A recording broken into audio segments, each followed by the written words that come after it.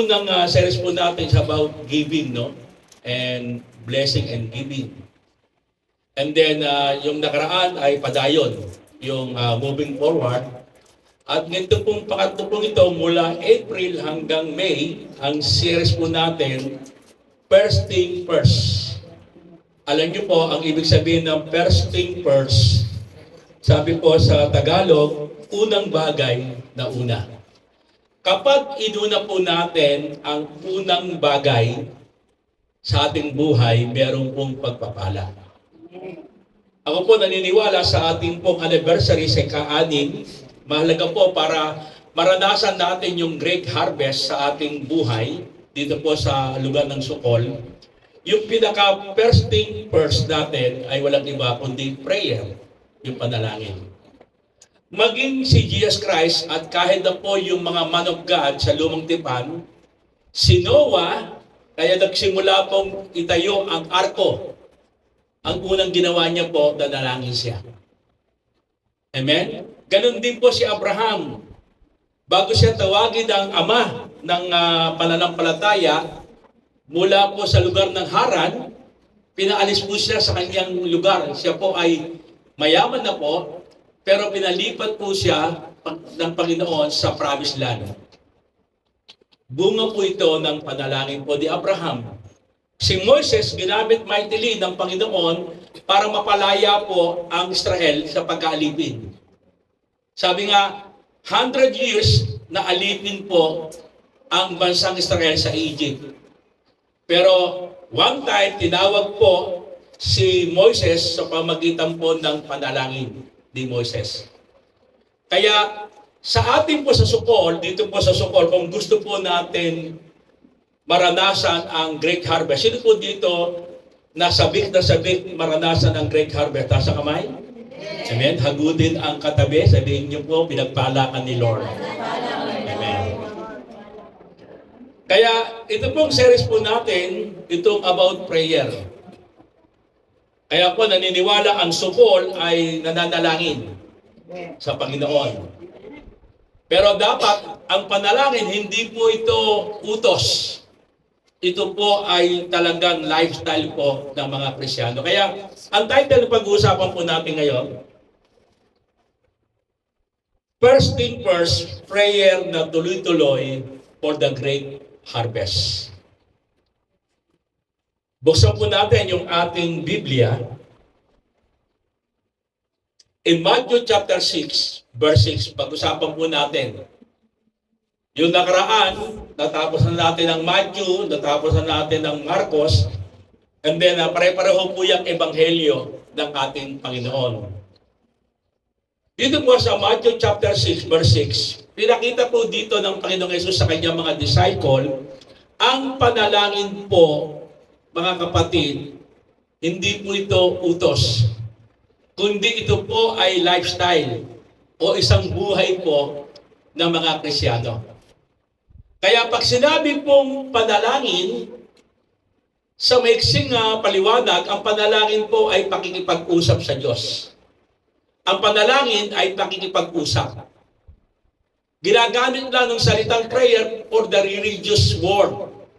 Pero ang talagang ibig sabihin ng panalangin ay pakikipag-usap. Kaya nga, yung prayer po, pag sinabing prayer, nakikipag-usap ka sa Diyos. Kaya kapag nakikipag-usap ka sa Diyos, hindi lamang isang linya po ito. Amen? Para sa tao, pag nagsalita ka, pag nakikipag-usap ka sa asawa mo, ang hirap po kapag nakikipag-usap ka sa asawa mo, ang asawa mo hindi nagkasalita. Matutuwa ba kayo noon? May kausap ba ako? Amen. Parang wala, parang nasa SM kayo eh. Amen. Kaya kapag nakikipag-usap ka sa tao, siyempre dapat may dalawang linya. Unang linya, nagkasalita ka, and then pangalawang linya, magsasalita yung kausap mo. Pero nakakalungkot, kaya minsan hindi tuloy-tuloy po yung ating panalangin sa Diyos. Kasi po, mga kapatid, lagi tayo nagsasalita, pero hindi natin napapakinggan ang Diyos. Totoo o totoo? Amen. Kaya minsan, gustong-gusto nating manalangin, Kaya lang, napapaos na tayo sa panalangin. Ang problem kasi, at minsan, tinatamad na tayo pumunta sa prayer work movement, sa prayer gathering. Kaya ang dapat, ang panalangin ng una, nahuhuli po. Kaya, bakit po? Kasi po, nakikipag-usap ka sa Diyos, ang problem po, hindi mo naririnig ang Diyos. Sino dito narinig na ang Diyos? Nasa kamay. Parang wala ako lang ata. Amen? Sino po nakarinig na ng tinig ng Diyos nasa kamay? Amen. Amen. Siguro ng iba, ano narinig? Kaya nga po, merong Biblia. Amen? Kaya kapag ikaw ay nakikipag-usap sa Diyos, pagkatapos mo makipag-usap sa Diyos, parang walang sagot, pero sasabihin sa iyo ni Lord sa salita niya, sa Bible. Kaya, ang prayer, hindi siya religious act. Ang prayer po, ito po ay relationship act po natin sa Diyos. Kaya nga, ang title na pag-uusapan po natin, prayer na tuloy-tuloy. Pag sinabi pong tuloy-tuloy, ibig sabihin tuloy-tuloy kang nakikipag-usap sa Diyos. Kaya minsan, mga kapatid, ayaw nating manalangin kasi po, mga kapatid, hindi natin naunawaan kung anong ibig sabihin ng prayer. I hope, pagkatapos nito, na marinig nyo ang tinig ng Panginoon, yung mensahe ng Panginoon, lahat po tayo ay mapupuno po ang prayer work natin kada Saturday. Ganun din po yung prayer gathering natin kada Saturday po.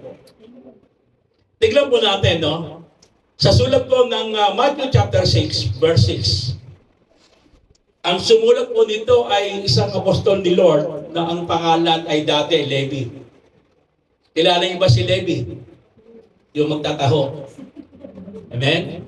Hindi po. Si Levi po, naging Matthew po siya nung siya po ay naging alagad ng ating Panginoon. Si Levi po, siya po ay tax collector. Ang trabaho niyo po sa BIR, nangongolekta po siya ng mga buwis.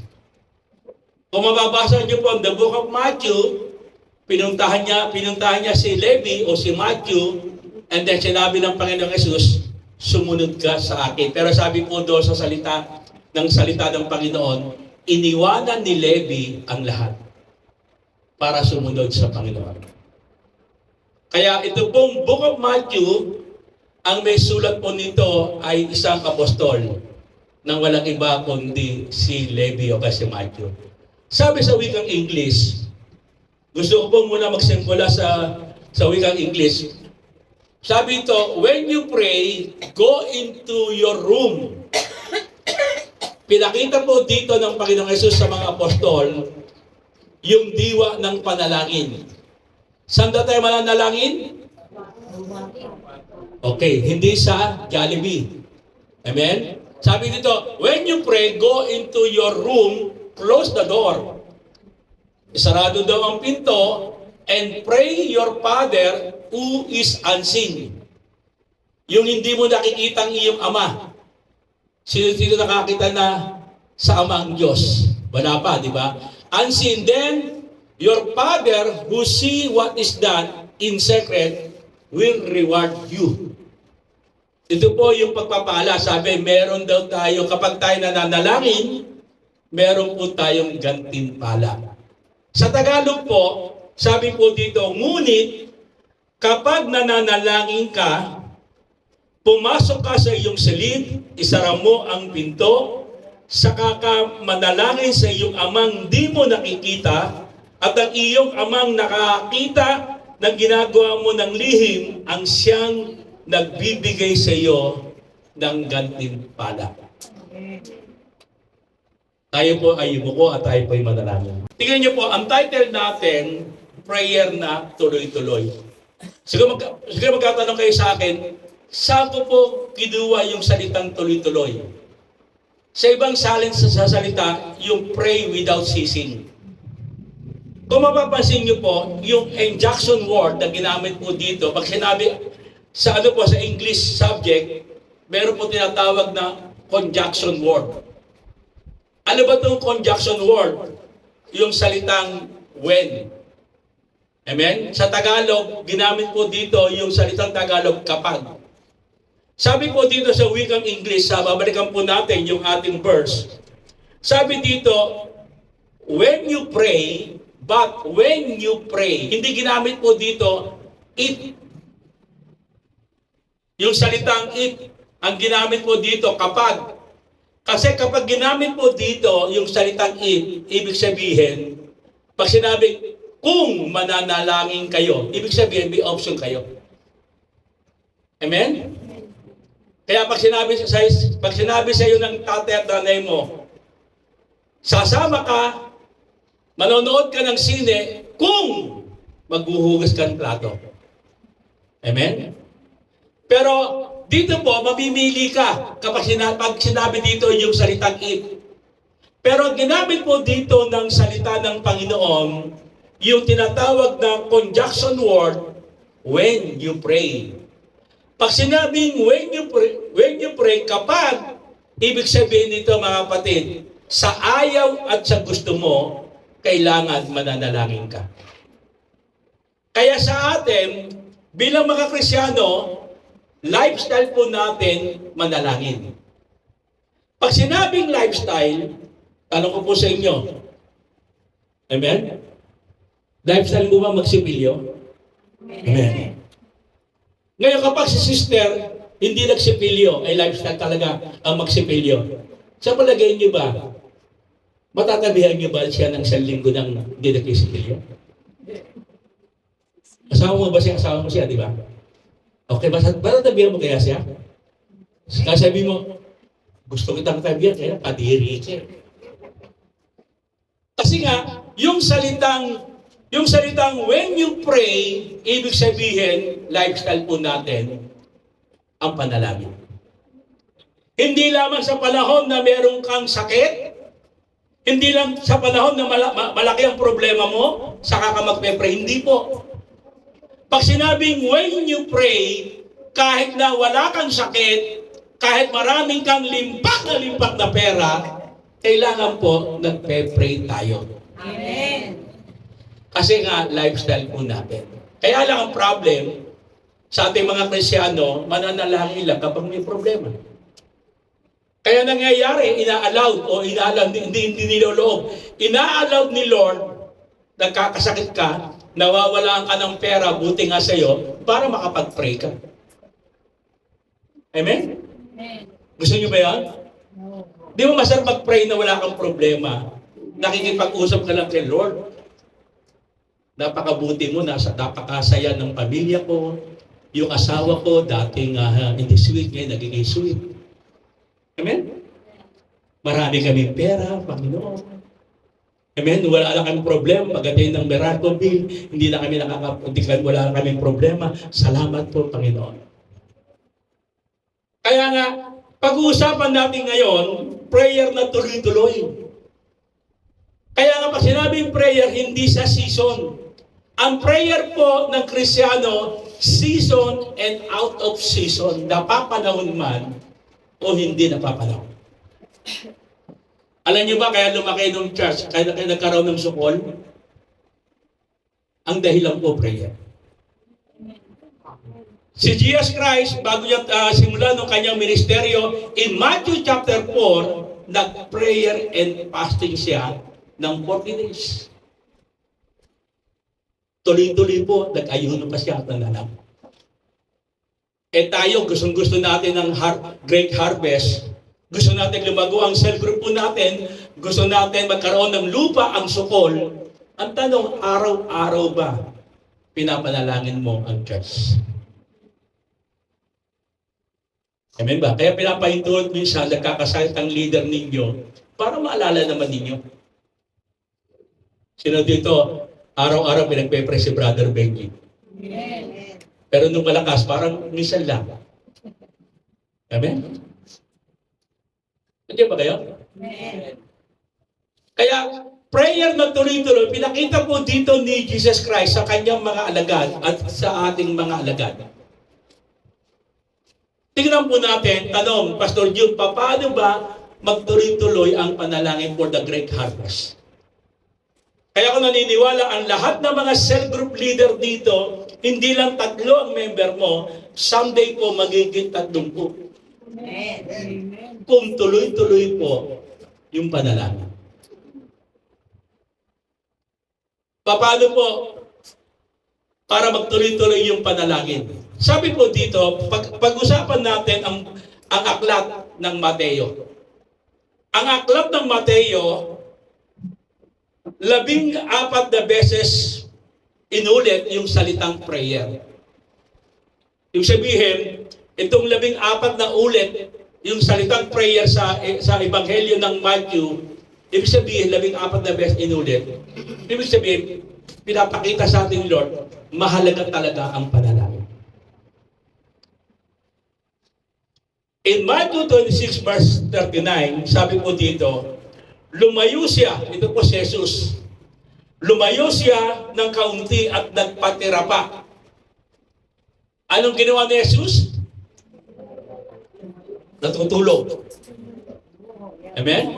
Anong sabi dito? Anong ginawa ni Jesus? Nagpatira pa po siya.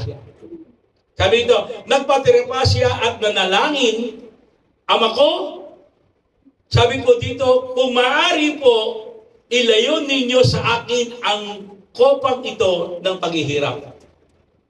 Kasi nakita po habang nananalangin po si Jesus Christ sa Hardin ng Gethsemane, ipinakita ng God the Father yung krus ng Kalbaryo.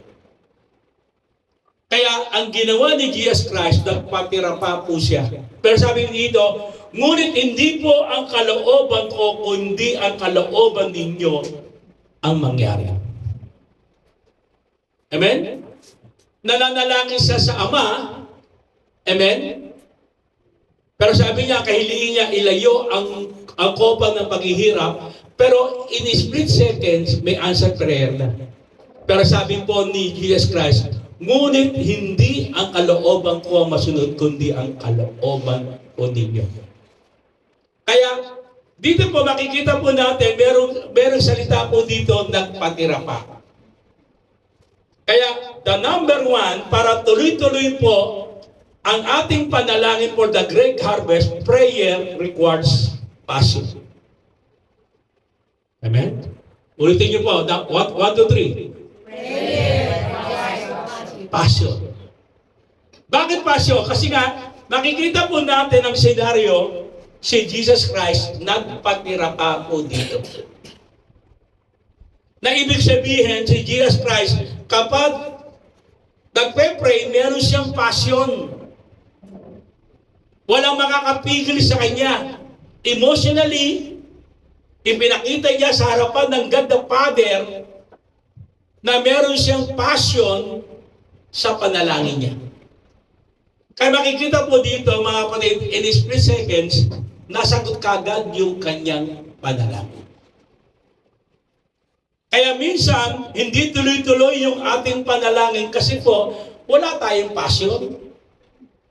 Kasi pag sinabing passion, mga kapatid, walang makakapigil sa iyo. Kahit na madaming labahin, walang makakapigil sa iyo. Kahit na nagluluto ka ng pagkain, ng niluluto mo para sa tanghalian, sa hapunan, walang makakapigil sa iyo. Kasi nga, sa panalangin kasi nga, meron kang passion. Amen ba? Nakakita na ba kayo ng tao na merong passion? Tignan niyo po yung naging asawa niyo ngayon. Yung mga babae dito ngayon, yung asawa niyo. Kaya mo sinagot yan kasi nga, araw-araw napunta sa bahay niyo, kinukulit ka. Sinasabi, mahal na mahal kita. Kahit sabihin ng mga magulang niya, huwag mong ligawan yan.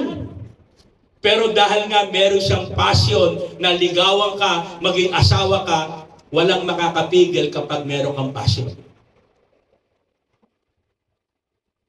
Tanong ko sa inyo, bakit kayo nandito ngayon?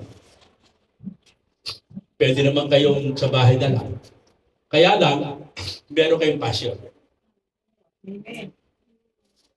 Si Gary, ang layo-layo, si Aris, Bago makapunta dito, nakamotor. Amen? Eh, huwag na kayo, si Nanay Lourdes. Makakapunta ba yan? Walang passion? Hindi po pwede. Eh, lalo nagkaroon ng passion. Kasama sister mo na, lalo nagkaroon ng matinding passion. Amen? Kaya nga, prayer requires passion. Pag sinabing passion, walang dahilan, makakating ka ng prayer war, walang dahilan, na-absent tayo.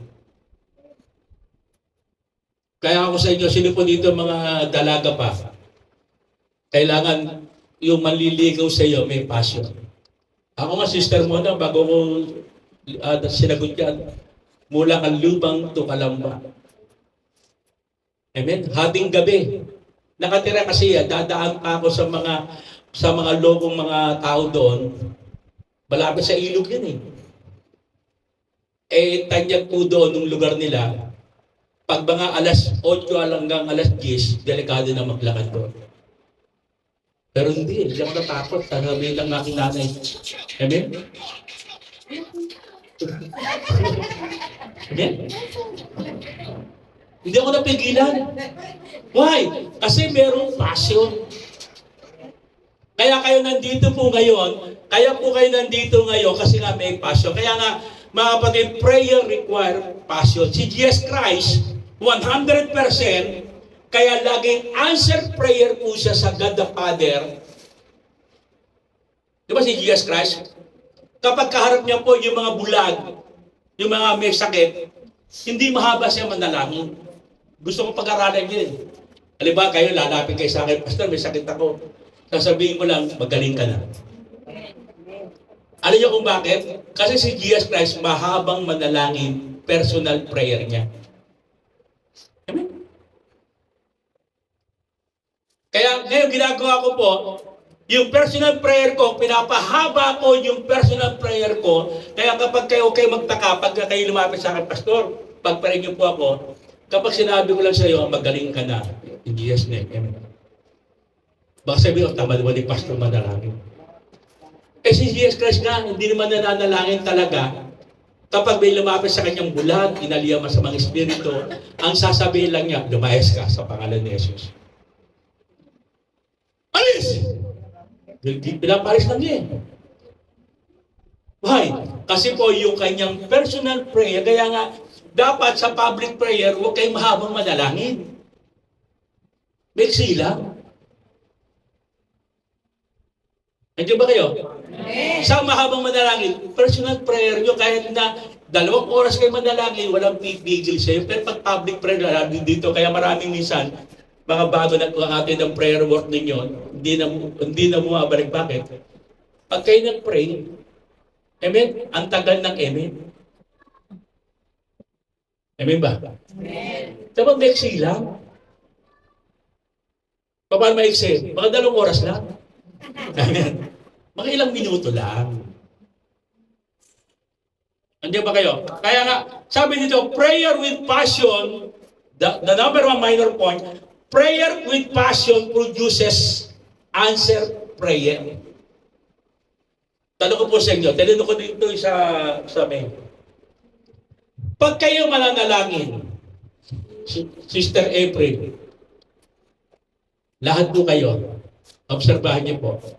Pag ba kayo mananalangin, ano ang pinakamalakas na boses? Si Satanas o si Lord? God. Ulitin. Pag kayo mananalangin sa iyong personal na prayer, ano malakas na tinig? Si Satanas o si Lord? Okay. Pero so, sa aking experience, mas malakas ang boses ni Satanas. Habang ako nananalangin, pinapanalangin ko na may karamdaman, sabi ni Satanas, mamamatay na yun, hindi nagagaling yun. Ang lakas ng boses ni Satanas sa panalangin natin. Kaya, minsan tayo nanalangin, nakakatulog tayo, sabi ni Satanas, inaantok ka na. Ang kalimitan, pag tayo nagpe-pray, may hinalang ang tinig ng God. Diba? Hindi mo ba kayo? Amen. Tanong niyo po sa akin, sabay-sabay kayo. 1, 2, 3. Sabi niyo, bakit? 1, 2, 3. Bakit? Kasi po si God, kaya may boses. Katabi mo na. Amen. Hindi pwede si Satanas. Ang layo kasi ni Satanas, kaya sumisigaw siya. Hindi! Pero si Jesus Christ, oo. Oo. Alam ko, 40 ka lang magkasama. Kaya lang, ang problema, ang lagi narinig mo, yung malakas na boses. Hindi mo alam kasi si Jesus Christ. Katabi mo na. Amen? Kaya, be sensitive sa prayer. Kailangan pag kayo nananalangin, yung may hinang boses, si Jesus, si God po yun. Amen ba? Kaya, prayer with passion produces answer prayer. Alam niyo po, kapag meron kang passion sa panalangin, meron kang answer prayer. Pwede ba itasin niyo yung kamay? Amen, sabihin niyo po, hagurin niyo po ang likod ng katabi niyo, manalangin tayo. Amen? Andiyan ba kayo? Malakas na palakpak sa Panginoon. Pangalawa,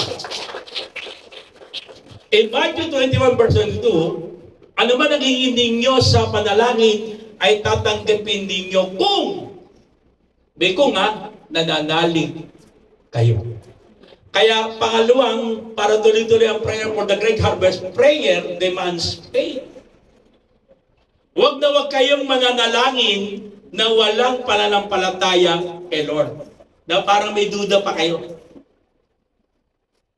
Kaya sabi po dito ng Panginoong Yesus sa kanyang mga alagad, ano man ang hingin ninyo sa panalangin. Sabi nga dito, anuman, pag sinabing anuman, mga pare, lahat ng kalooban ng Panginoon na ipapanalangin mo kay Lord, 100% may answer prayer kung may pananampalataya ka. Amen ba? Amen. Kaya kung halimbawa, humihiling kayo na sabihin niyo po, Lord, bigyan mo po kami ng lupa, ang sukol. Amen. Para maging cash na po ito. Para talagang malagyan ng aircon po ng main cash po itong aming church. Amen ba?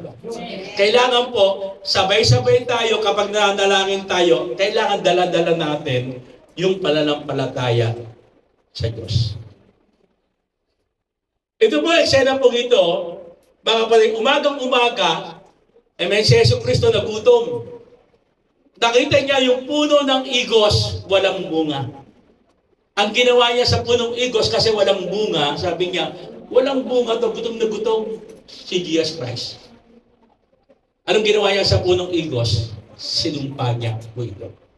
Kaya kung wala kayong bunga, hanggang ngayon, wala pa rin kayong mga disciple, ay may mag-ingat po kayo. Baka isumpa po kayo. Sabihin niyo pa sa iyong katabi, huwag sana po. Amen. Kasi nga, baka mimya magutom si Jesus Christ. Baka tanungin, parang gusto niya magkaroon ng bunga, makita may mga bunga kayo, kaya ang nakita sa inyo, bungang araw. At bunga nga. Amen. Kaya nga, prayer demands faith. Kaya lahat ng mga man of God, amen, kung makikita natin sa buhay po ni Elijah, 3 taon at kalahating hindi umulan. Pero nung siya po ay nanalangin na magkaroon ng ulan, by faith, nagkaroon ng ulan. Kilala niyo ba si Hannah, yung baog? Hindi magkaanak. Pero nung siya po pumunta sa templo, para dito sa Sukol, pumunta sa templo na mayroong pananampalataya kahit nagbaog siya. Hindi siya magkakaanak, pero nanampalataya siya sa Panginoon na magkakaanak siya. Tanong ko po sa inyo, sino ang naging anak ni Hannah? Ano kayo ngayon? Si Spider-Man? Okay. Palakpakan natin si Sister Mona Samuel. Amen? Palakpakan po natin. No, parang kayong parang hindi kayo sigurado, parang totoo ba yun? Amen? Kaya nga, prayer demands faith. Sabi nga, prayer with faith make impossible things possible. Kahit na imposibleng mangyari katulad ni Hana, baog, hindi magkakaanak, pero nanalangin siya na merong pananampalataya, nangyari po ito. Naalala ko nung isang pastor, hindi magkaanak siya. Ano niyo po ginawa niya? Nagpe-pray siya, parang wala pa rin. Hindi magkaanak sila, bagong matagal na kinasal sila. Itong pastor na ito. Ano niyo po, para mag-manifest ang pananampalataya. Amen? Habang naglalakad doon kanyang asawa, oh, dahan-dahan ka, sweetheart, bakit? Buntis ka eh, baka maagasan ka. Hindi pa naman buntis. Amen? Kada lalaki, oh, dahan-dahan lang tayo. Bakit ba? Eh, baka maagasan ka. Alam niyo po, mga ilang buwan, pumunta sila sa doktor, positive po na ang kanyang asawa buntis. Amen. Nandiyan ba kayo? Amen. Kaya yung mga imposible, para bang imposible magkaroon ka ng lupa at bahay, magkaroon ka ng imposible kasi natrabaho ng asawa ko, ganito lang eh. Isang kahig, 2 tuka lang eh. Pero walang imposible sa pananampalataya. Amen. Kapag nananalahin kami pananampalataya, sabihin mo, Lord, nananampalataya ako, someday magkakaroon ako ng sarili, someday magkakaroon kami sariling bahay at lupa. Amen. Yung asawa ko lasinggero, hindi na magiging lasinggero yan. Amen. Amen? Kaya yung asawa niya pa hindi pa born again, by faith, pinapanalangin mo siya ma-born again. Pag uwi ng bahay, itrato mo ng born again siya. Amen? Eh kung lagi mo ini-stop, check. Eh dapat, pinapanalangin mo siya ma-born again. Itrato mo siya na parang talagang born again na siya. Sweetheart, magpe-pray tayo ha. Ipakita mo, sister mo na ba, ako na born again, ipinakita ko po sa kanya, Lord, dapat ma-born again asawa ko. E may pag kami kumakain, hindi uso ang prayer. Ako nag-lead ng prayer. Hindi ako naglalaban noon kasi nga nagkatrabaho siya, wala na trabaho doon eh.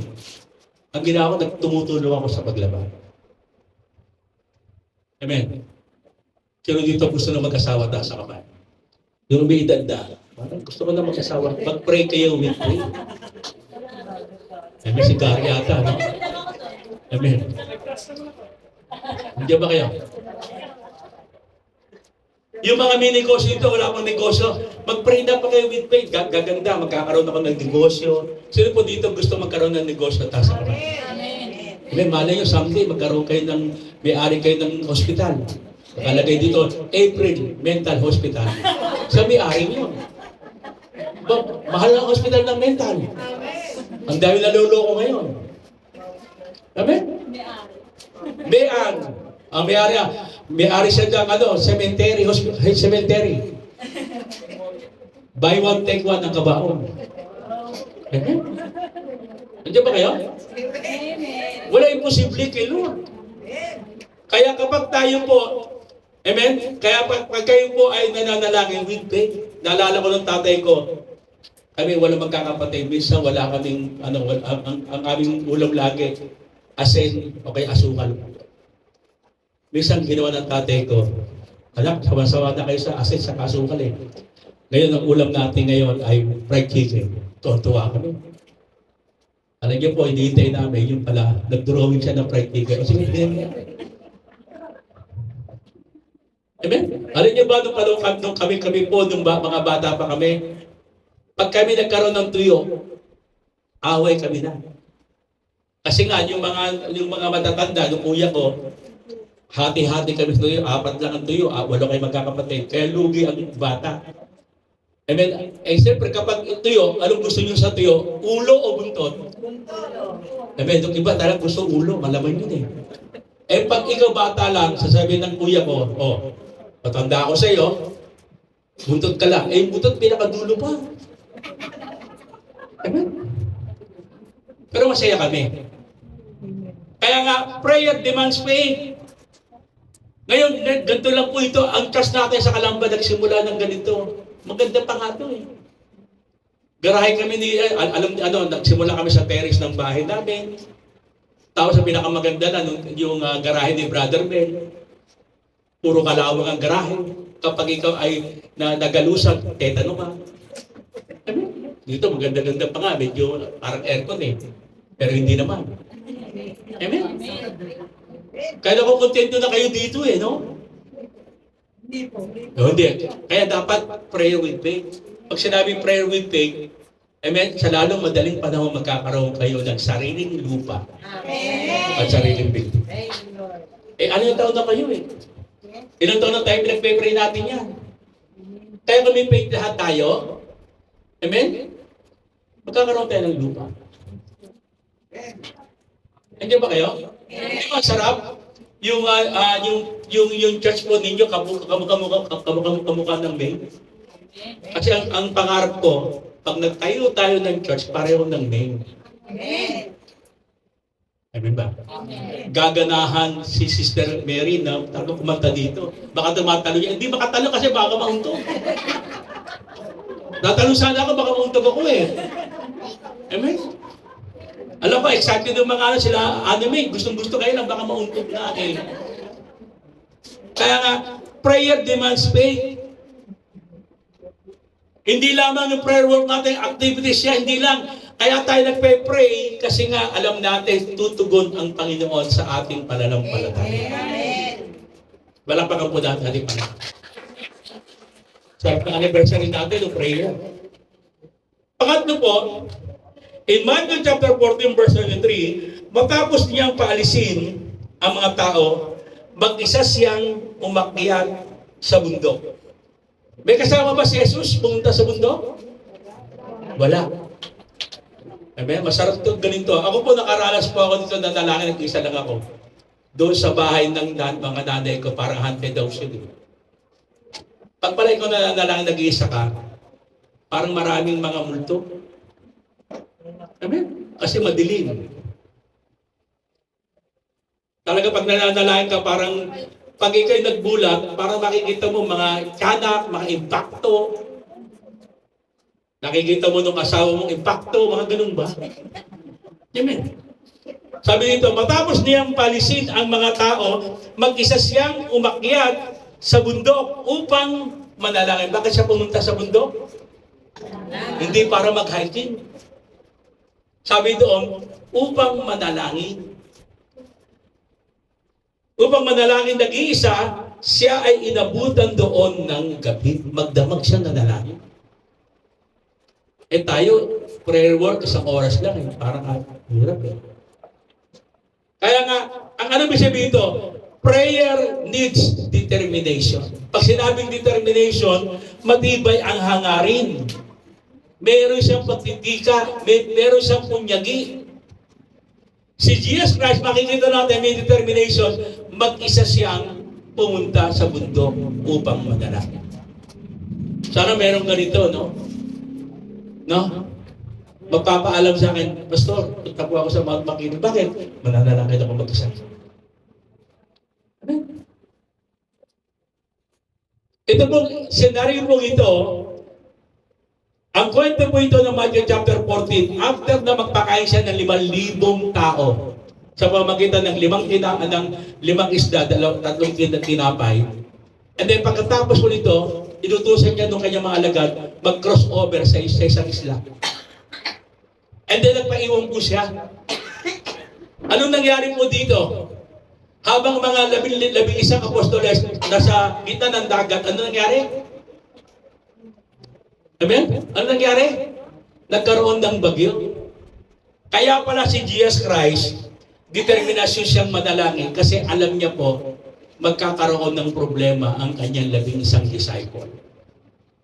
Ito pong senaryo po ito, Matthew chapter 14, dito po na nangyari, lumakad siya sa ibabaw ng dagat. Kaya kapag meron kang determination, sabi nga, prayer with determination brings miracle. Kapag meron kang determination manalangin, amen, talagang matibay itong hangarin mo, kahit ano man ang problema mo sa buhay, pero still nananalangin ka pa rin kay Lord, alam niyo po, merong miracle na mangyayari sa inyo. Amen. Amen. Si Jesus Christ, on the record, lumakad siya sa ibabaw ng dagat. Why? Kasi meron siyang determination manalangin. Kaya kapag tayo po ay merong determination sa panalangin, tuloy-tuloy po yung panalangin natin for the great harvest. Kaya kung kayo lahat po kayo may panalangin ngayon, huwag na kayo magduda, answer prayer po kayo ngayon. Ano man ang ipagpe-pray nyo po, mangyayari po ito sa buhay po ninyo. Why? Kasi meron po kayong determination. Meron din kayong passion. Meron din kayong pananampalataya sa inyong panalangin. Alam niyo po, walang maghihirap, walang mabibigo na anak ng Diyos. Matuto lang tayo manalangin. Doon nag-iisa. Amen? Parang ganito kasi, no? Tayo kasi minsan, okay naman tayo manalangin in public. Halimbawa, sa prayer work movement. Minsan biyasa tayo sa prayer work movement, gusto natin manalangin. Pero ang tanong, mga kapatid, in personal prayer katulad ni Jesus Christ, nakakayanin niyo bang manalangin na nag-iisa? Yung prayer work movement po natin, tinuturuan lang tayo ng Panginoon na manalangin tayo individual. Baka mimi, ang galing-galing mo manalangin sa prayer work, sa dito kapag marami. Pero pagdating ng sa bahay, hindi ka naman nananalangin. Kasi po, ang prayer work movement po natin, mga kapatid, o prayer gathering, parang berdiyan yan. Di ba sa berdiyan, talaga may handaan, masarap ang handaan, pero hindi na mahabang panahon, aasa ka sa berdiyan. Ang prayer work movement, ginawa po ito para magkaroon tayo ng passion, para magkaroon tayo ng pananampalataya, para magkaroon tayo ng determination sa ating panalangin. Ang pinag-uusapan natin dito, hindi lamang prayer work, prayer gathering. Ang pinag-uusapan natin, kamusta na ang personal prayer mo. Dapat tayo matuto. Katulad ni Jesus Christ, sabi ito, pumunta siya sa bundok na nag-iisa, magdamag siyang nanalangin. Dapat ganun din po tayo. Alam niyo po, kapag nangyari po ito ng ating mga panalangin, makakaranas po tayo ng tinatawag na great harvest sa ating buhay. Amen. Gusto niyo ba magkaroon ng talaga 100% answer prayer? Kailangan yung passion, faith, and determination hindi mawala sa ating panalangin. Ang sabi po dito sa conclusion, Matthew 26 verse 4, magbantay kayo at manalangin upang huwag kayong madaing ng tukso. Ang espiritu ay malakas, ngunit ang laman ay mahina. Alam niyo po, sa panalangin, ang kalaban natin yung ating physical, yung ating laman. Pero yung ating espiritu, yung espiritu na natin, ito po'y malakas, willing na manalangin. Kaya kailangan talaga, meron tayong passion, meron tayong faith, at determination sa Panginoon, sa panalangin. Amen? Tayo po'y tumayo.